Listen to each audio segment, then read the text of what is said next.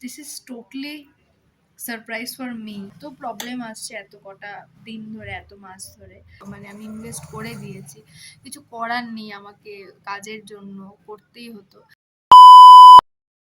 Hello guys, good morning, welcome back to my channel. So তোমরা আশা করি বুঝতেই পারছো থাম্বনেল দেখে আমি আলটিমেটলি কি সাডেন প্ল্যান করতে চলেছি।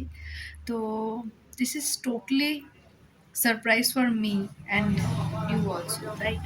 কারণ বিগত এত প্রবলেম আসছে এত কটা দিন ধরে, এত মাস ধরে, যে আমি কিছুই শেয়ার করতে পারছি না তোমাদের সাথে, যে কি হচ্ছে কি হচ্ছে না, কি আপডেট আসছে। আশা করছি এরপর থেকে ভালো কিছু হবে।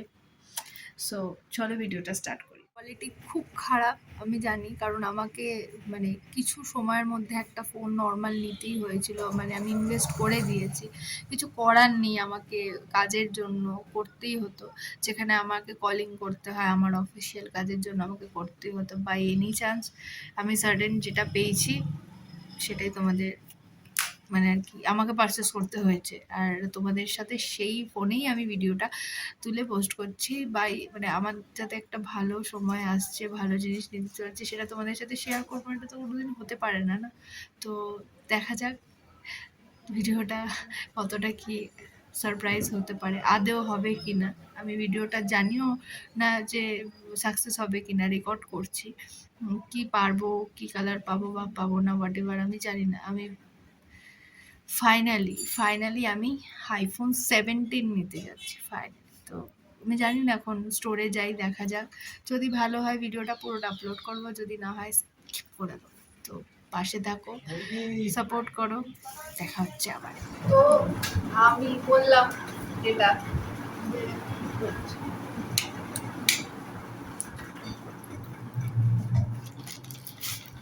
তো জোম্যাটো থেকে খাবার অর্ডার করেছিলাম, এই হচ্ছে তার।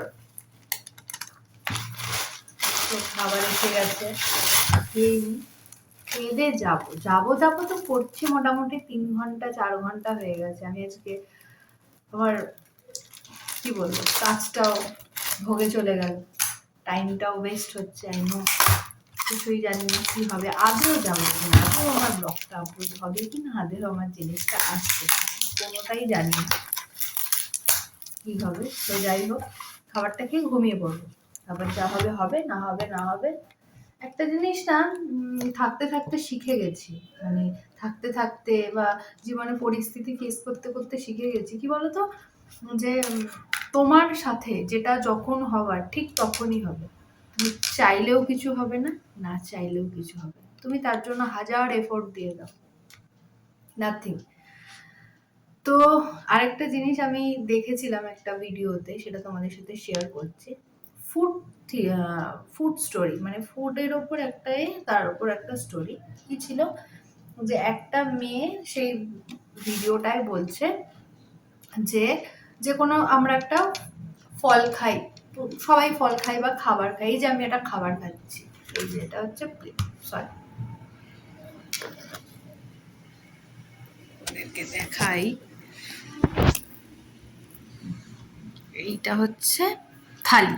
এই থালিটা যে আমি অর্ডার করেছি, এই থালিটা অর্ডার করেছি মোটামুটি 155 টাকা নিয়েছে। এখানে 2 পিস ধোকার ডালনা, ডাল আর ভাত, ওই হাতে রয়েছে আমার লেবু। তো এটা আমি এখন খাবো, ফাইন। এই হচ্ছে খাবারের ডিশ। তো এই হচ্ছে যে স্টোরিটা বলছিলাম। তো সেখানে দেখাচ্ছে, মেয়েটা বলছে যে আমাদের একটা, আমরা যে খাবার খাই, ফল ফল যাই হোক না কেন, সেই ফল টল যে খাই, যে কোনো খাবার খাই, সেটা আমরা প্রায় পাই, মানে আমরা প্রাপ্য সেই খাবারটা। হয়তো ওই মানুষটা সেটা পেলো না, আমি পেলাম, এটা আমার জন্যই তৈরি করা হচ্ছে, ওটা আমার জন্যই তৈরি করেছে। আমি হাজার চেষ্টা করলেও কিন্তু ওটা আমার থেকে কেউ সরাতে পারবে না, আর ওই জিনিসটা আমি হাজার চেষ্টা করলেও পাবো না, কারণ ওটা ওর জন্য, এটা আমার জন্য।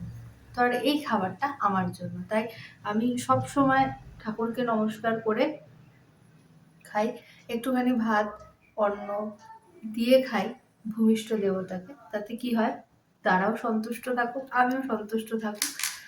আর আমি খুব লাকি যে খাবারটা আমি পেয়েছি। এই জিনিসটা প্রত্যেকদিন বলে খাবারটা স্টার্ট করা উচিত। যাই হোক, অনেক জ্ঞান দিয়ে দিয়েছি। যে স্টোরিটা মেনলি ছিল সেটাই বলা হলো। তো সেখানে মেয়েটা বলছে আমরা যে খাবারটা পেয়েছি সেই খাবারটা বা সেই ফলটা কোনো একটা মালি বীজ বুনেছিল, সেখানে কোনো একটা মালি জল দিয়েছিল, সেখানে থেকে ওই ফলটা হয়েছিল, কোনো একজন সেই ফলটা পেরেছিল, তারপরে সেই ফলটা ধুয়ে ঠুয়ে বাজারে এসেছিল, বাজার থেকে আমাদের ফ্যামিলির কেউ গেছিল ওটা তুলে এনে তারপর আমাকে 4টে ফলের মধ্যেই একটা ফলই কেন আমার প্লেটে পড়লো, ওটাই হয়তো আমার জন্য। তাহলে ভগবানও না তোমার জন্য যে জিনিসটা যত্ন করে সুন্দর করে বানাচ্ছে না, সেই জিনিসটাকে একটু বানাতে দিতে গেলে সময় দিতে হয়। তো আমিও আজকে যদি কিছু জিনিস নিচ্ছি বাজারে, সেই জিনিসটা অনেক যত্ন করে অনেক ভালোভাবে ভগবান কিন্তু বানিয়েছে। যখন আমি ভিভো X200 এফি ফোনটা কিনতে গেছিলাম, আমার ফোনটা কিনতে একদম ইচ্ছে ছিল না। ট্রু ফ্যাক্ট, একদম ইচ্ছে ছিল না। কারণ আমি আইফোন ইউজ করতাম, আমার আইফোন ছাড়া কোথাও ফোন ভালো লাগতো না। তো তখন তারপরে আমি বললাম ঠিক আছে, অ্যান্ড্রয়েডে যদি এত ভালো দিচ্ছে আমি কেন নেব, নেবো না, সরি, আমি কেন নেবো না। তো তারপর আমি ভাবলাম ঠিক আছে। তো ফোনটা যখন প্রথম প্রথম ইউজ করতাম সবাই যখন দেখে বলতো আইফোন 17 এর মতো দেখতে, তো ভালো লাগতো। কিন্তু আইফোন 17 এর মতো দেখতে আর আইফোন 17 দুটো তো ডিফারেন্ট হয়ে গেল, তাই না? তখন থেকে ইচ্ছা ছিল যে হলে হয়তো আইফোন নেব, কিন্তু তারপর থেকে মাথা থেকে স্কিপ করে দিয়েছি ফোনের ব্যাপারটা। বেকার ইনভেস্ট করবো না, বেকার ইনভেস্ট করে কি হবে। গোল্ডে ইনভেস্ট করি, গোল্ডেও ইনভেস্ট করেছি, গোল্ডেও আমার নেওয়া হয়েছে। তারপর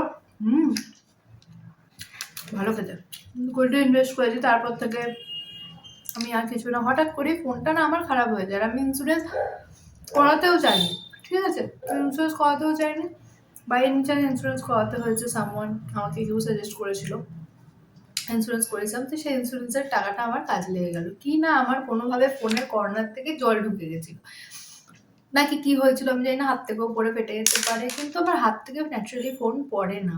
তো সেখান থেকে আমার জিনিসটা হয়েছিল। তো যাই হোক, তো অ্যাকচুয়ালি ফোন এসে গেছিল। তো তারপর আমার ফোনে কোনোভাবে জল বা কিছু হয়েছে, বলেছিল ওরা ওয়াটার সেন্সার তোমার ড্যামেজ হয়ে গেছে, তোমার 10,800 টাকা টোটাল খরচ পড়বে। তো তখন তো আমি পুরোপুরি সারপ্রাইজ যে এত টাকা। তারপর ইন ওয়ারেন্টির মধ্যে ফোন, এখনো আমার ফোন ইন ওয়ারেন্টির মধ্যে ছিল, যেটা আমি বিক্রি করলাম। তারপর যাই হোক, সবকিছু ঠিকঠাক করে আবার ফোনটা তারপর ঠিক হলো, তারপর আমি ফোনটা বিক্রি করে দিই। সো তারপর আমি ভাবি যে যেটা ছিল সেটাই ফিরে আসি, আবার নতুন করে চলো। যাই হোক, সো এই গেল হচ্ছে স্টোরি। তো এখন আমার দেখা যাক কি হয়। চলো তাড়াতাড়ি করে আগে লাঞ্চটা কমপ্লিট করে নিই, নইলে আমার যেতে লেট হয়ে যাবে, অলরেডি 3টে বেজে গেছে। আউটফিটটা শেয়ার করে আমি জাস্ট হেয়ারটাকে এরকম স্টাইল করেছি। আর হচ্ছে কি এই আউটফিটটা আমি ট্রাই করেছি, জানিও কেমন লাগছে, ভালো লাগছে কি খারাপ লাগছে সেটাও জানিও। এটা আমি জুডিও থেকে পারচেস করেছি। সো তোমাদের যদি লিঙ্ক লাগে আমি তো দিতে পারবো না, বাট স্টাইলটা এটা। সো আমার খুব হেভি লেগেছে। তো চলো যাওয়া যাক। তো তারপর আমি বেরিয়ে গেলাম ফোন কেনার উদ্দেশ্যে। তো সত্যি বলতে কি মুহূর্তটা খুবই ভালো লাগছিল যে কি বলবো। বাট এই ফোনটা যখনই আমি হাতে পেয়েছি তখন থেকে আনন্দটা দ্বিগুণ হয়ে গেছে। চলো দেখা হবে আমার নেক্সট পার্টে।